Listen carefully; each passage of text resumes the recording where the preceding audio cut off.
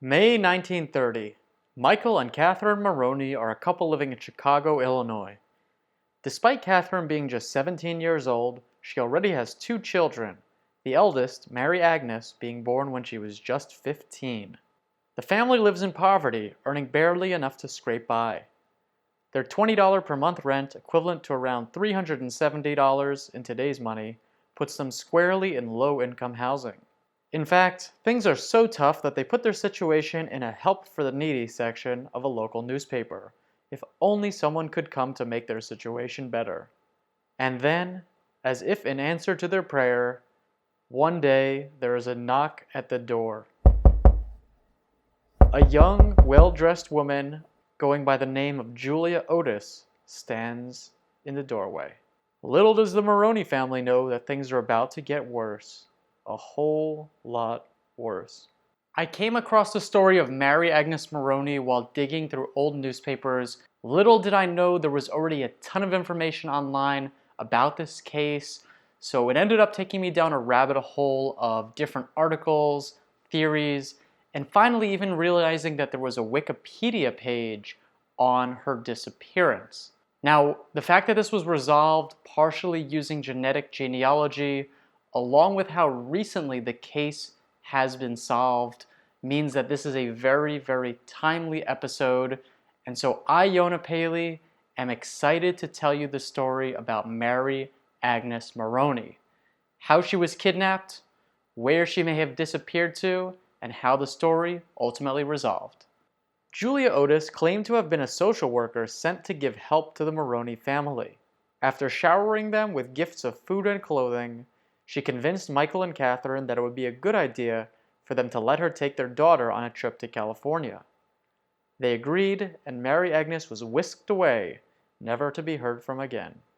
She had been kidnapped by this strange woman, and police could not make heads or tails of her whereabouts.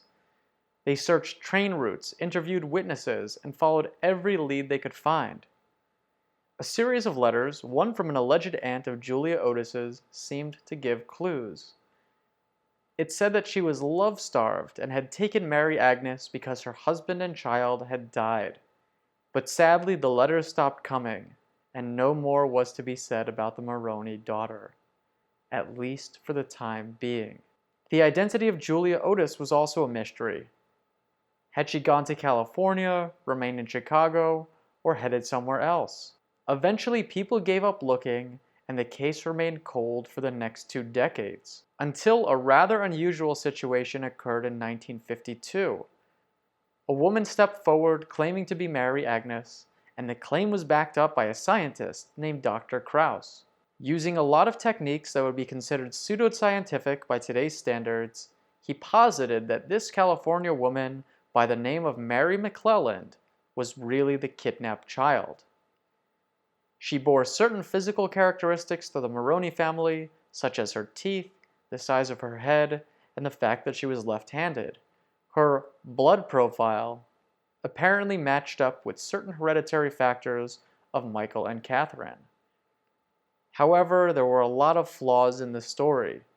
Most notably, a doctor testified to Mary McClelland's birth. He said she was born Mary Beck in 1927 in California. Furthermore, she lacked a scar on her navel that Mary Moroney had obtained from surgery.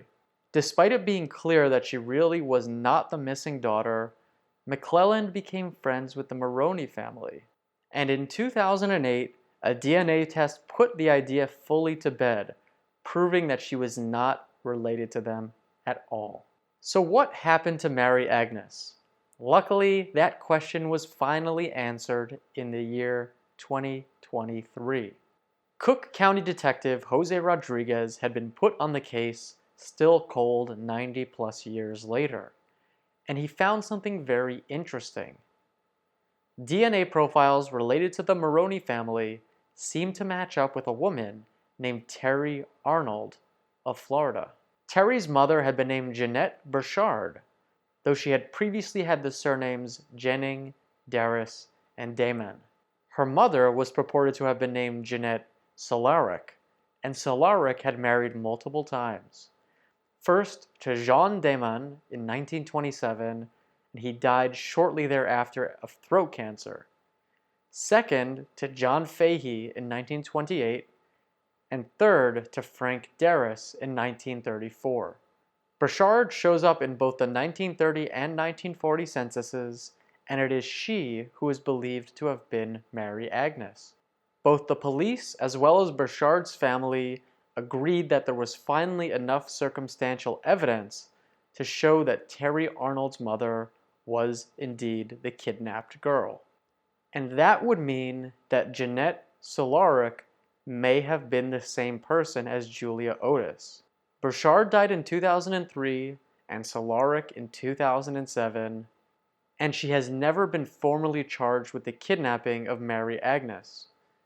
Burchard's descendants refuse to allow their bodies to be exhumed, so it's possible that this will remain a mystery forever.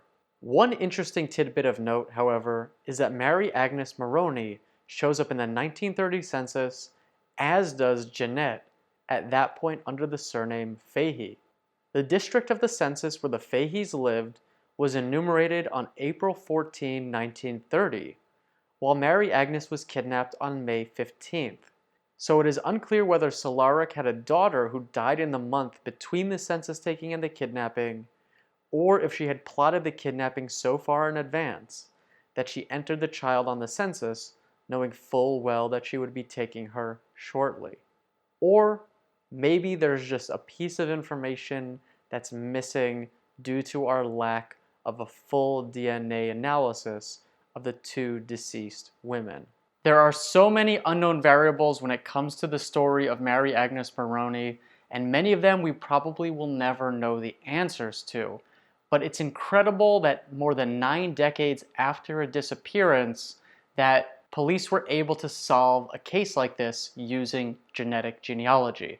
And while Mary Agnes's parents sadly didn't live to see such advances in technology, it's incredible to think about just how many people in the future are going to be able to solve cases using these kinds of techniques. How many more mysteries does technology have in the future to allow us to uncover?